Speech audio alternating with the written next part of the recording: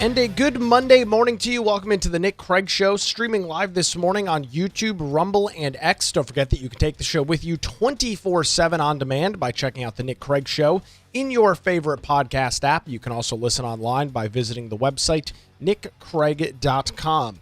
Our show this morning is brought to you in part by The Law Group. Visit them online at lawgroupnc.com or give them a call at 910-251-6088. More from them coming up a little bit later on this morning.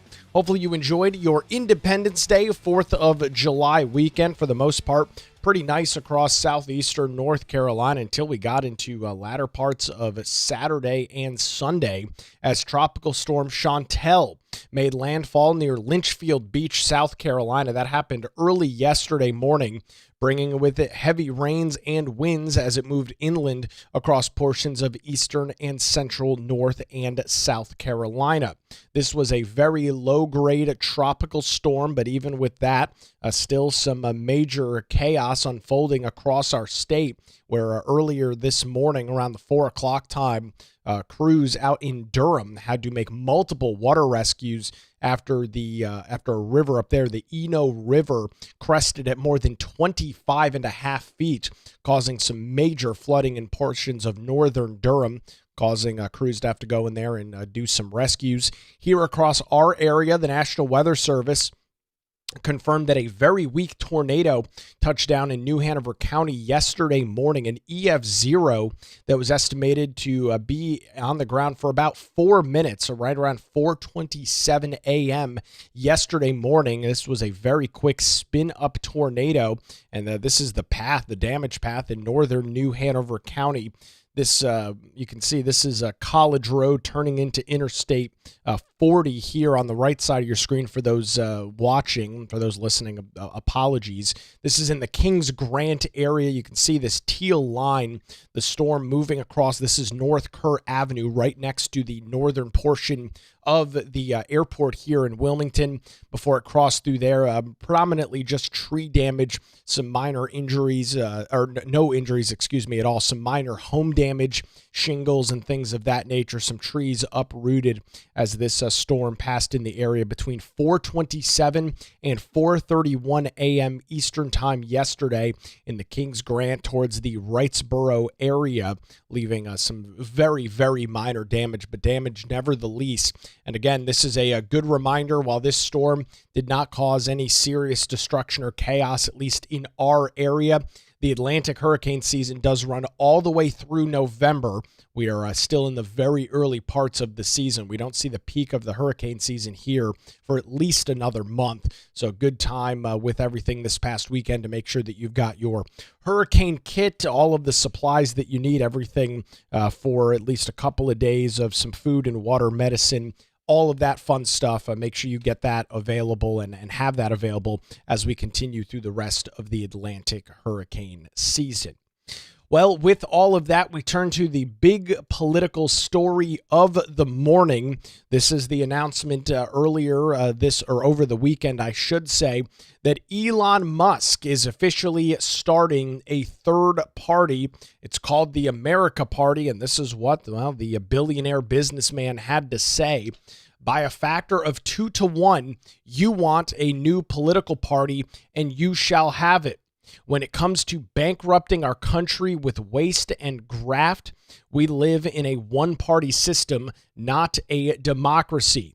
Today, the America Party is formed to give you back your freedom. And I'm very curious in how this is all, of course, going to play out in the weeks and months and potentially years ahead, as Elon Musk, a guy that just a year ago was getting involved in politics. I mean, I think that's an important thing to state. And I'm not anti-Elon Musk, but I think it's important to paint a full picture as to what is going on here. July of last year, Elon Musk was starting to get involved in politics, maybe a little over a year. Let's give him 13, 14 months. This is a guy who previously was not involved in politics, unless you include taking hundreds of millions of dollars from the federal government for Solar City and for Tesla and various subsidies for all of his different businesses. Unless you consider that being involved in government and being involved in politics, Elon Musk was never involved. He got involved. He cozied up to President Donald Trump through the latter parts of the 2024 election, and I think in large part played a factor in some of the successes that President Trump had. Now, Elon Musk wants to claim that he secured the election for Trump. There is no evidence to back that up. And one thing that I strongly believe, and I've mentioned this before, that Elon Musk is probably going to find out sooner rather than later, is that people like and appreciate Donald Trump for a variety of reasons that they don't necessarily Elon Musk. And I think the largest is Trump's ability to communicate, Trump's ability to speak to the American people. His ability to communicate and to truly resonate with the American people is what I believe makes him such a strong, not only politician and candidate, but an incredibly strong president, right? He's speaking to the media when he's traveling, sometimes like 4 or 5 times a day, right? On a helicopter, speaking before them, leaving the helicopter, getting onto Air Force One, speaking to the press again, speaking to the press on Air Force One, then speaking to them wherever he lands. Then it's the same thing, but in reverse order. Makes his way back to the Joint Base Andrews, gets off the plane, talks to the media, takes Marine One back to the White House. Same thing, gets off the helicopter, talks to the press, goes back inside the White House. He talks to the media constantly.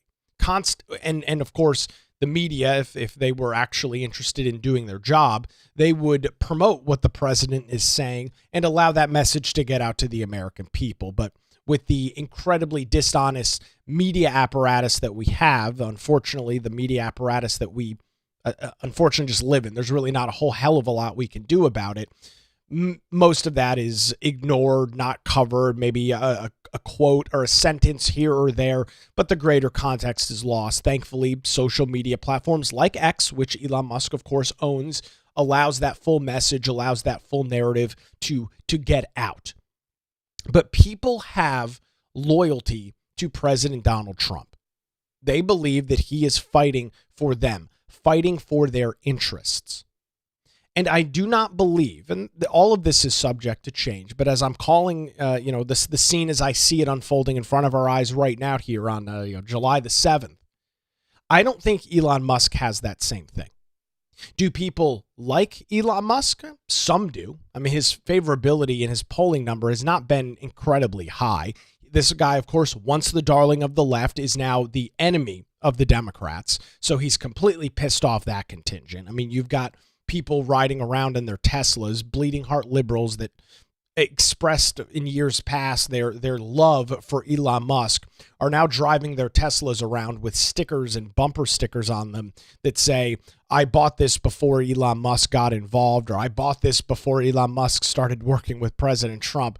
So that group is gone. The Democrats and these far left progressive radicals that adored him, they have completely cut ties with Elon Musk. They're gone. Then you look at the right. He has decided over the last couple of weeks and about a month or so now that he was going to get into a sparring match with President Trump.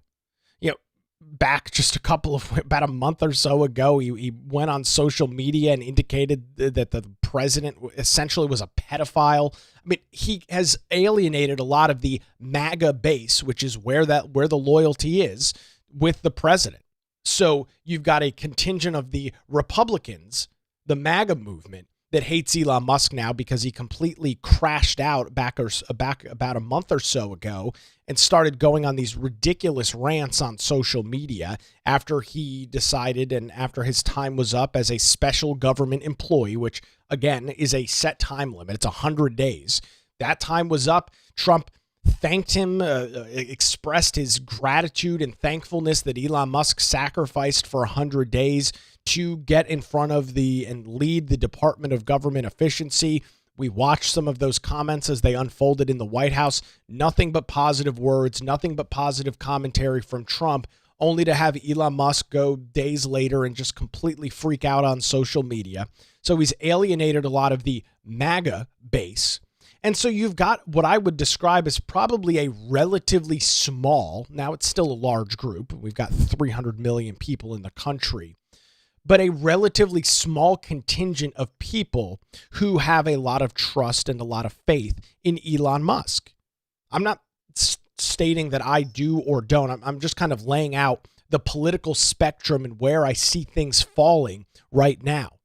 His inability to, and I shouldn't say work with Trump, because he did in fact work with the president, but the fact that he took those comments not only public, but started to indicate that the president was somehow implicated in the Jeffrey Epstein files, alluding that the president was taking part in some sort of illegal activity with minors, was an incredibly stupid decision by Elon Musk. He deleted those comments, walked it back, apparently had a phone call with Trump a couple of days after the fact in an attempt to mend things together. And I think that's what I find so frustrating about all of this. Elon Musk and Donald Trump are a very powerful tag team. They are a very powerful relationship. And for the most part, it seemed as if they had a very good relationship when he was involved in some of the ongoings in the White House, specifically leading that DOJ effort. And the fact that when his time was coming to an end as a special government employee, he just decided that he was going to go seemingly scorched earth on President Donald Trump. I really don't understand what he was thinking. I don't really understand what his goal and his objective was. Now, we'll get into the big, beautiful bill and some of the more recent criticism that Musk has had for Trump. That's fine. But this has been a fractured relationship seemingly for some time. And again, the political loyalty in this country, at least on the right, lies with President Trump. This is a guy that didn't just pop up onto the scene 14 months ago. This is not a guy that just decided a year ago that he was going to get involved in the political cycle. President Donald Trump, over the last decade, it's important to note, over the last decade, has built a very strong relationship with a large group of voters in this country. He has built a strong and solid and trustworthy relationship with tens of millions of Americans. And I don't believe that Elon Musk understands that. I'm not sure if Elon has any advisors. Seemingly he's just firing from the hip on all of this. But I don't think that is truly understood. Right? Elon Musk thinks that he's the man of the hour because he rose to so much prominence during the latter half of the 2024 campaign and during the first 100 days of Trump's presidency, right? Anytime you turned on the news, they were talking about Elon, they were talking about Doge. And I strongly believe that Elon Musk liked the limelight. It was obvious that he enjoyed being in front of these crowds. I think it's fair to say that he has got a pretty significant ego, which I'm not saying that is a bad thing. Trump's got an ego too. Most individuals have some level of an ego. It's not inherently a bad thing. But Elon Musk loves being in the spotlight. That is not a disputable fact. Every single time over his 100 days working in the White House, I mean, he was traveling with Trump constantly. Every time Trump was in the Oval Office, almost every time Elon Musk was flanking him, beside him, next to him, talking to him. It was a very, very strong relationship, and Elon Musk loved being part of that conversation. I mean, Christ, Inauguration Day, Elon Musk is giving a speech before the president. So, very, very strong relationship. Elon Musk loves the limelight. He loves being a solid He loves having that solid crowd in front of him, and I think loves being on the stage and in the national conversation. So now he's going out and he's forming this so-called America Party. And while a lot of folks find themselves dissuaded with the Republicans, dissuaded with the Democrats, finding themselves somewhere in between both of the parties, there's a lot of big questions that are yet to be answered as it relates to this movement, to this so-called movement that is being struck and being started here by Musk. What does the America Party mean?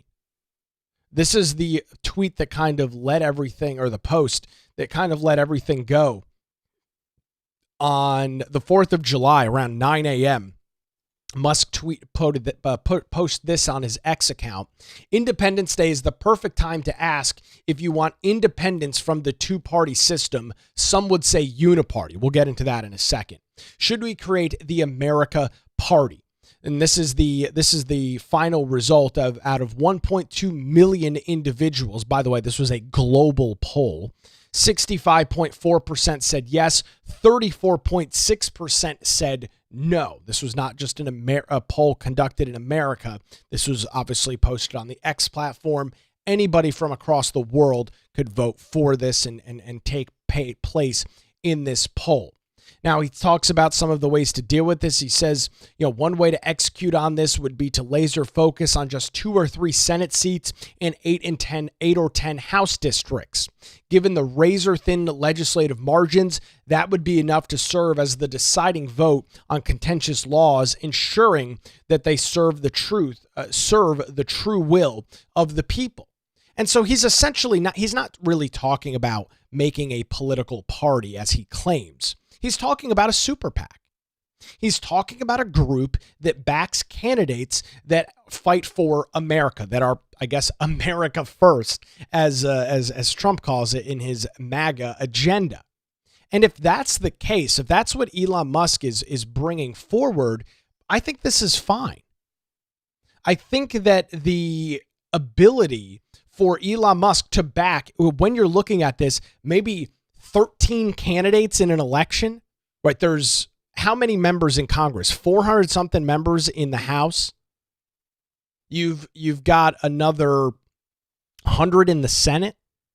If Elon Musk wants to back 13 candidates combined in the House and the Senate, that's his prerogative. That's his will to do so. If he actually wants to go forward and create a third party, the equivalent of a Libertarian Party or a Green Party, he is a moron. Especially if he's only going to be laser focused on a dozen or so races. You don't create a political party to focus on 13 congressional races across the country. You don't need to do that. You can back candidates in either the Democrat or the Republican Party that fit this bill that Elon Musk is claiming is not currently met by the president. But here's the reality of the situation and what Elon Musk, I don't think, understands, because he is not and has not been involved in the political system long enough. At the end of all of this, if he goes forward and actually creates a third party, it will only cause the Democrats to rise to power. This so-called America Party will only fracture Republicans more and cause the Democrats to win. Now, I will contend with you that Elon Musk might be okay with that because he's not a conservative. He's not a Republican. He does not have conservative and Republican tendencies. And I will caution individuals and maybe throw some shade on those on the right.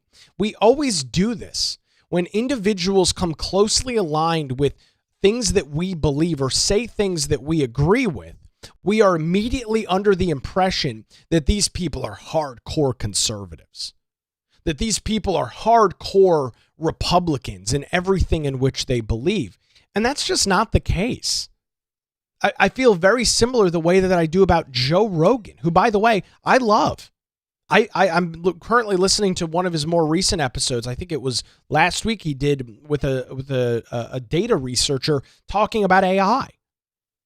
I listen to multiple Joe Rogan episodes a week. He had Bernie Sanders on about 3 weeks ago. Listening to that episode, it is blatantly obvious and clear that Joe Rogan is not a conservative, that Joe Rogan is not even a Republican. There's no problem with that. I'm not offended by that. I don't have an issue with that. But we on the right often fall into this trap over and over and over again when you've got a celebrity when you've got a person of prominence like Elon Musk, like Joe Rogan, that is not towing the Democrat line, that we immediately assume and jump to the conclusion, oh, this person's a hardcore conservative. This person's a hardcore Republican. It's just not true. And we fall for this same thing over and over again, only to then be let down when we find out said person, who, by the way, never claimed to be a conservative, never claimed to be a Republican, we then find ourselves let down when that person doesn't act on these political ideologies that we have unfairly attributed to them. We do this constantly. We do it with people like Joe Rogan, Elon Musk, actors and musicians. Oh, they said something bad about the Democrats, therefore they are a Trump conservative through and through. Those two things don't have to exist in the same place. You can disagree with what the Democrat Party is doing and still vote for Democrats. You can disagree with what the modern Democrat Party is doing and still be a liberal.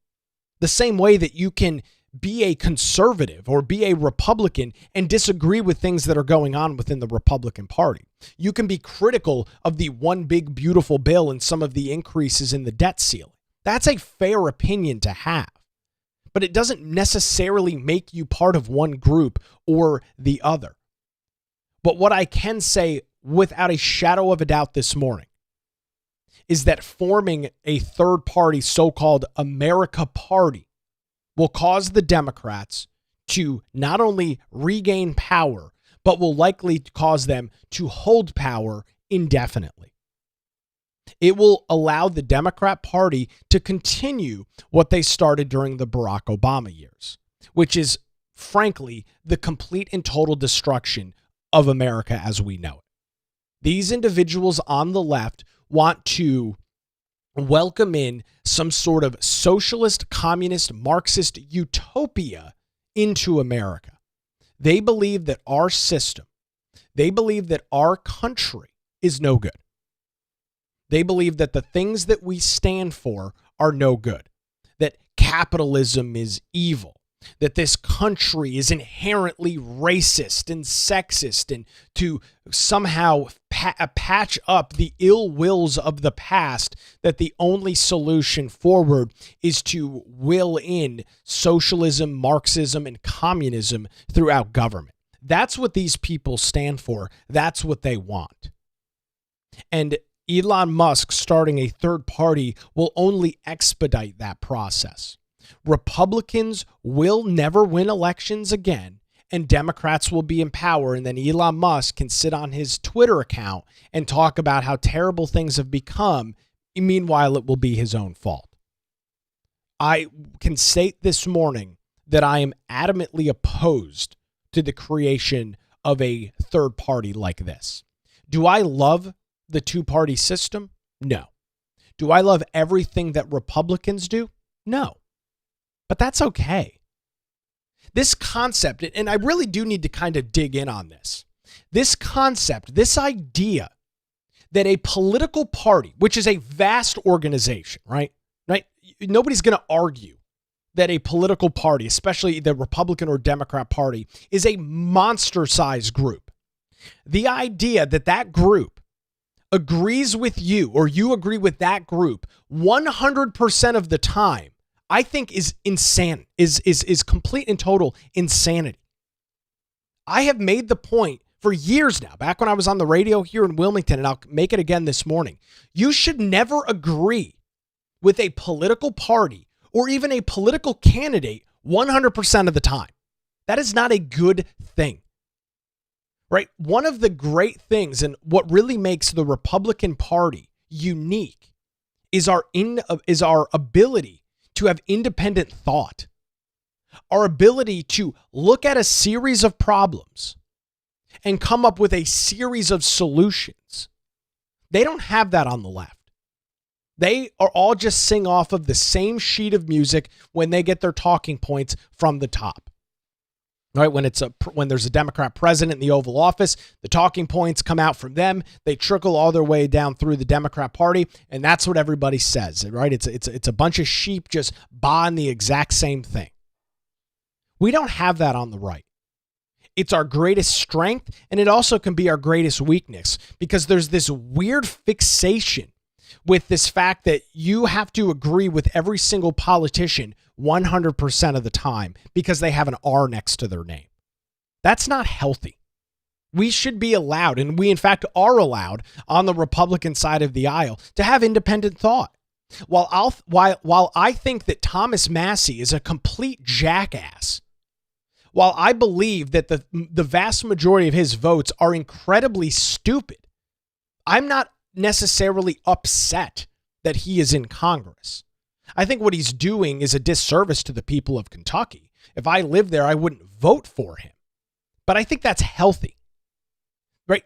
The thing that we're so critical of the left on is that there's no debate, that they don't have real primaries. Oh, I don't know, circa the last presidential election where Joe Biden, after getting annihilated in a debate with Donald Trump, drops out, and the next thing you know, Queen Kamala is their candidate.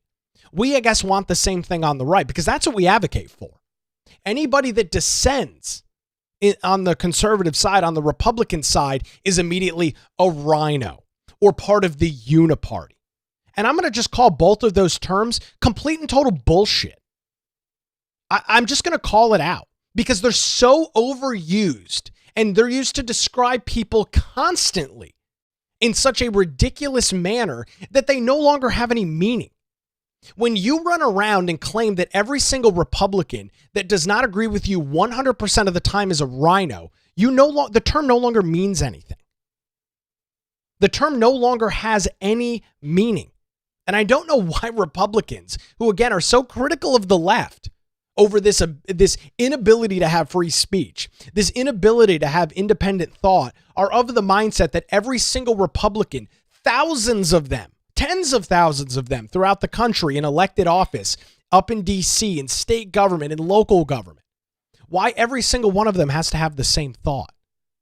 Do you want to be the Democrat Party? Do you want to just sing from the same sheet of music 24/7? Do you not want to have independent thought? I do. I don't agree with everything that Trump does. I don't agree with everything that Republicans do. But what I do know for a fact is that the Republican Party is the best vehicle and the best avenue for my interests almost 100% of the time. The Democrat Party and the things that they stand for are almost always completely inabject to what I believe. So I know for a fact that while everything the Republicans do isn't perfect, and that's fine, I know for a fact that candidates with an R next to their name are always better than D's. I know that Republican candidates will always govern closer to my ideology than Democrats. Will I agree with them 100% of the time? No. Do I have to agree with them 100% of the time? Also, no. But who's closer? A Republican that votes with me 85% of the time, or a Democrat that votes with me 0% of the time? Ladies and gentlemen, I'll contend to you that the answer is very clear and very obvious. It is Republicans 100% of the time. And individuals that say that, oh, well, I'm not going to vote for this Republican because they did this one thing that I disagree with, that's fine. You're allowed to have that opinion. You're allowed to have that thought. And I am also allowed to call you out for being stupid. I am also allowed to call you out for giving Democrats power. And unless you are just a closeted Democrat, secretly portraying yourself as a Republican, you are going to get 0% of what you want when you elect Democrats. Tom Tillis is the greatest example of this. I didn't love the guy in 2020, and I didn't want to vote for Tom Tillis in 2020, but I didn't have a choice. The alternative was a radical progressive known as Cal Cunningham. And I knew that my option was between Tom Tillis, who of course has announced he's not running for re-election, but my option was either Tom Tillis or a flaming progressive liberal. And I am not going to vote for a flaming progressive liberal or just not vote at all because I don't like everything that Tom Tillis does. That I don't like every single vote that he casts. It doesn't make any sense. You can get 80% of what you want with somebody like a Tillis, or 0% of what you want with a Democrat like Cal Cunningham. That's the calculation that I do in my head. That's how I justify my voting record. Does this candidate, do these sets of candidates get me closer to the political ideology that I hold or not? And I will contend with very, very, very few exceptions that Republicans will always get me closer to what I believe is a conservative than Democrats. Are there one-off or two-off issues where Democrats might be better on an issue? Sure. But I'm not going to form my entire voting apparatus based on one thing that I agree with the Democrats on. One thing that they do better than the Republicans. Who gets me closer to living my life without government intrusion? It's the Republicans. Every single time. Who allows me and gives me a closer opportunity to live in America, to go out and operate a business, to make money, to spend money in a free market system? What party is that? It's the Republican Party. Every single time. Those are the core beliefs. Those are the core things that make up the tenets, or at least some of the tenets of conservatism. And so this idea that you are somehow going to split away from the Republican Party with 13 members of Congress and take over Washington, D.C. makes absolutely no sense. There's no logic in it. There's no viable path to any victory. You will just guarantee a Democrat president in the White House and Democrat control in Congress. That's what you'll end up with. And if you're okay with that, which it seemingly Elon Musk is, that's fine. You're allowed to do that. We allow you to have those opinions on the right. But I think for somebody like Elon Musk, who I genuinely don't know what political party he aligns closer to, because I don't really know a whole hell of a lot about his ideology. I know he's apparently against waste, fraud, and abuse. I think the Republicans are closer to that than the Democrats are. But he also is a big fan of government handouts. His stance on things like the Second Amendment are not very strong. His thoughts on a variety of other so-called Republican or conservative elections are not very good. It just doesn't. It just doesn't work. So for Elon Musk, if he's frustrated, if he's pissed off with what's going on in Republican circles, if he's pissed off about the big, beautiful bill, then the solution is simple. Back stronger Republican candidates in Congress. Create a super PAC and fund their campaigns. Oust some Republicans that you would call rhinos. Oust Republicans that are not voting in an agenda that you believe supports America. But if you create this third party, you essentially you just look up at Canada and see what goes on there. They've got like 17 political parties. What happens every single time? Democrats win. Case in point, the last election. The system just doesn't work like that. You want primary candidates primary candidates that aren't America first enough? You want primary candidates that aren't strong enough conservatives?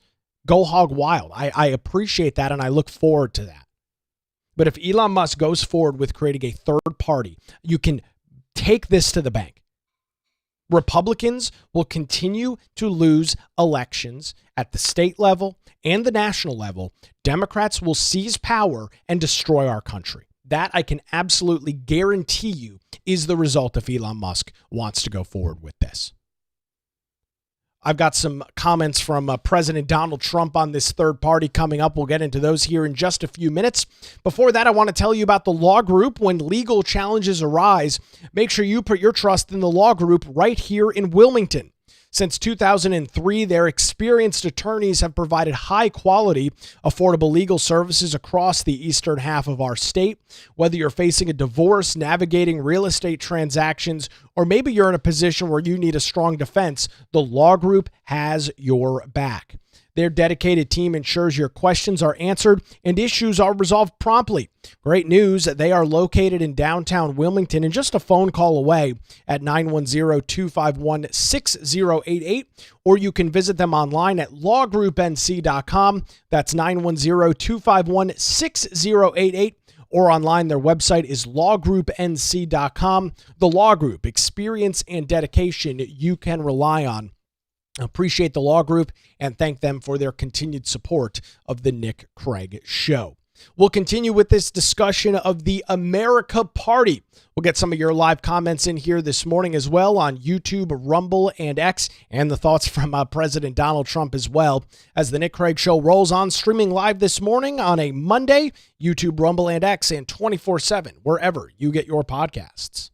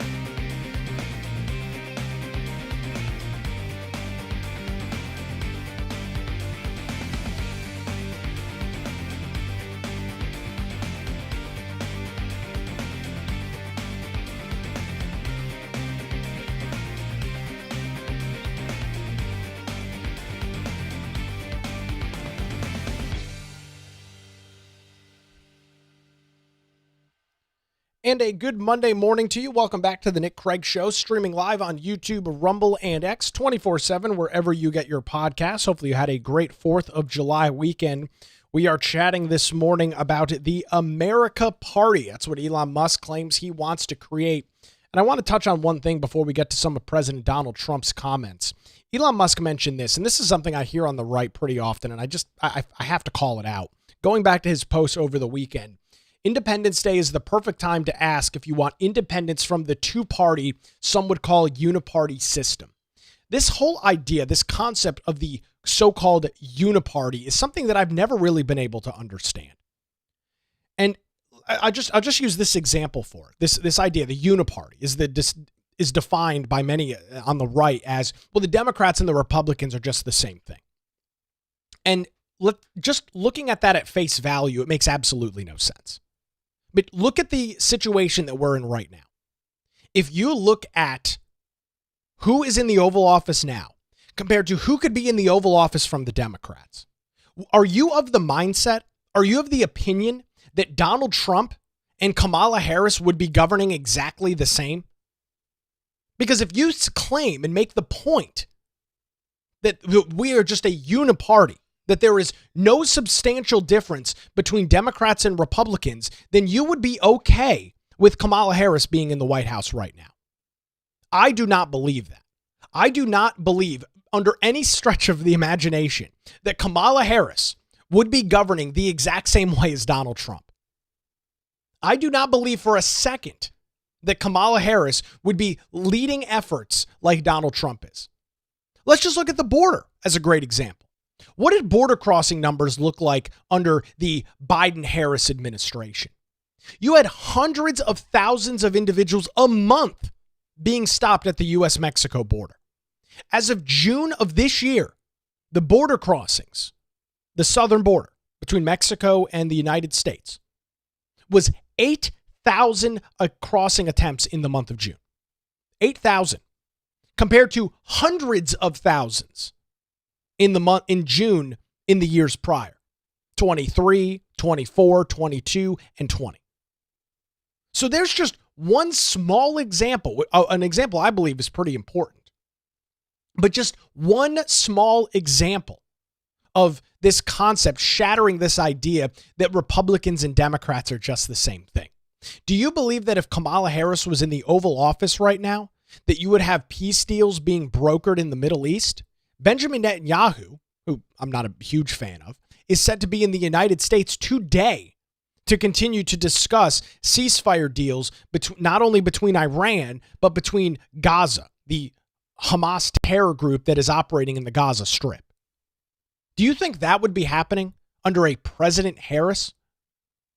Do you believe that those discussions would be taking place if Queen Kamala was in the Oval Office? Do you believe that NATO would have increased their 5%, increased their GDP push and threshold to 5% if Kamala Harris was in the Oval Office? Do you think that would have happened? Do you believe that there would have been an executive order protecting women in women's sports under a President Harris? The answer to all of those questions are no, because there is a substantial difference between Republicans and Democrats. They are not the same people. They do not govern the same. They do not have the same core political ideologies. Now, if you are a uniparty person, you are going to contend to me that, Nick, corporate influence and all of this other stuff, both parties have that. Sure. Of course, there's going to be things that both parties have similar. There's two political parties. There are going to be crossovers. It's a Venn diagram. There is a small circle in the middle where there is crossover. But this concept, this idea that Republicans and Democrats are just the same thing and we need a third party to change that makes absolutely no freaking sense. I can't, under any stretch of the imagination, wrap myself around to this concept. I do not understand it because nobody ever makes a salient argument. You see those on the right claim, oh, it's a uniparty that's taking place. I watched a debate last week between Dinesh D'Souza, who many of you are probably very familiar with. He has written a lot of books, has done a lot of movies, and this guy named Nick Fuentes. And this Fuentes guy made the point over and over again that Democrats and Republicans are the same thing. Now, he claims to be America first, yet he didn't vote for Donald Trump, and I think he voted for Kamala Harris. So how could you be of the mindset that Kamala Harris is an America first candidate? How could you be of the mindset that the former vice president of the United States would have provided more America first policies than Donald Trump? Where are you basing that on? What sort of evidence are you using to back up that opinion? What basis do you have to make that conclusion? And the answer is, to me, still undefined, because none of these folks that make these claims ever back it up. But they'll use a couple of things like, oh, I would still be funding Israel, so on. Yeah, but our political system is bigger than that. You can't just use one issue and claim, oh, these two political parties are exactly the same. Look at the slew of executive orders that President Donald Trump has signed into office, or has signed since he's been in office. Did those executive orders, do you think a Democrat would have done those? Do you believe a Democrat would have signed the men and women's sports thing? I mean, we've got examples here in North Carolina. Governor Josh Stein vetoed a bill Thursday of last week that does not protect does not protect women in women's sports. So no, Democrats would not have done that. Do you think Democrats like Harris would have dealt with the immigration problem? I mean, Christ, she was in the executive branch for 4 years. Joe Biden crowned her border czar. And you had tens of millions, potentially 20 plus million individuals crossing into the United States illegally under her watch as the border czar. So don't give me this line that these two parties are exactly the same. Don't gaslight me into this notion that Republicans are no better than Democrats. Democrats seek the complete and total destruction of the United States. Does that mean Republicans are perfect? No. Does that mean that every idea that comes out of Trump's mouth or John Thune's mouth or Mike Johnson's mouth is perfect? No, definitely not. And as I mentioned before the break, I will contend to you that it is a good thing that you have political disagreements with those in your own party. What makes the Republican Party, what makes conservatives so unique is our ability to have free thought, is our ability to discuss issues on an open platform, to have disagreements on how to handle issues. That is a good thing. It is not inherently bad. And I will never be able to understand why so many on the right want every single Republican to be hook, line, and sinker with every other Republican. Then at that point, you are just the Democrats. We should be allowed to discuss our differences. We should be allowed to have civil debate, civil discussion on why we disagree on an issue, whether it's, funding in Ukraine. It's a great example. There are Republicans that believe that we have given too much money to Ukraine and we shouldn't give any more. There are other Republicans that believe that we haven't given them enough and we need to continue giving them money. We need to give them more. Those are two fine opinions to have. I agree with one of them. But because somebody disagrees with that, they now shouldn't be part of our party? Even though they might side with us on 90+% of the issues, we're now just going to cast this person off on a raft and just say, see you later? And what, get a Democrat in power? Replace that Republican that we disagree with an issue on with a radical, progressive, woke liberal? That's your solution to our political discourse? That's your solution to solving political issues and political disagreements on the right? Let's just cast Republicans away and vote for Democrats? Maybe you are a Democrat. I don't know. If that's the case, then yes, that would be a great thing to do. But I'm not a Democrat. I'm a conservative. I'm a Republican. And I want Republican candidates to win, even, I know this is going to be shocking to some of you, I want Republican candidates to win, even if I don't agree with them 100% of the time. Because what I do know for certain is that a Republican in office is better than a Democrat every single time. Every single time. There's no ifs, there's no ands, there's no buts. A Republican, based on my political ideology, based on the things that I believe in, it is always better to have a Republican in office than a Democrat. Plain and simple. Done. No need for any more discussion on it. So here is President Trump discussing this yesterday after he's outside of a helicopter, once again, speaking to the media, the most transparent administration that we've ever had. The press has never had more access to a president outside of Trump's first term than they do right now. So here's the president yesterday with this news of the America Party. These are some of the comments from President Trump. Elon Musk starting a third party. I think it's ridiculous to start a third party. We have a tremendous success with the Republican Party.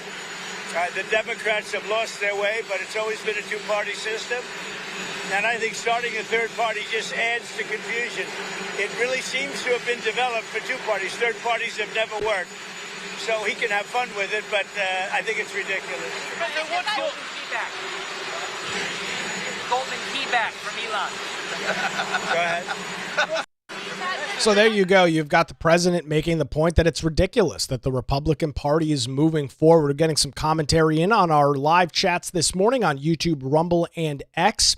It seems like Elon's initiative is for spite and not getting his way. I agree with that completely. He has called Democrats commies in the past, yet he will cause that to rise with this third party. And that's exactly the case. Now, again, if Elon Musk's grandiose plan here is to back stronger Republican candidates, I will applaud that. I think that's a great idea. I do believe that in many cases, we do need stronger America First Republicans in Congress. Right? I think Tom Tillis is a good example of that. Would it be better to have a stronger Republican? Yes. But if the option is between Tom Tillis and a radical progressive Democrat like Wiley Nickel or Jeff Jackson or Roy Cooper, I want Tom Tillis every day of the week. Tom Tillis will be my best friend if those are the four options in front of me. Tillis, Wiley Nickel, Jeff Jackson, or Roy Cooper. Those three are radical progressive liberals. In some cases, incredibly radical. Tom Tillis is better than any of them every single day of the week. Is he perfect? No. Does he disagree with some things that I believe? Yes. But I can tell you this.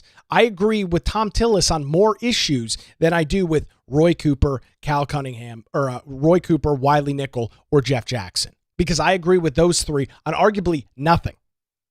Almost nothing. It would be a statistical error for me to say that I agree with them on anything.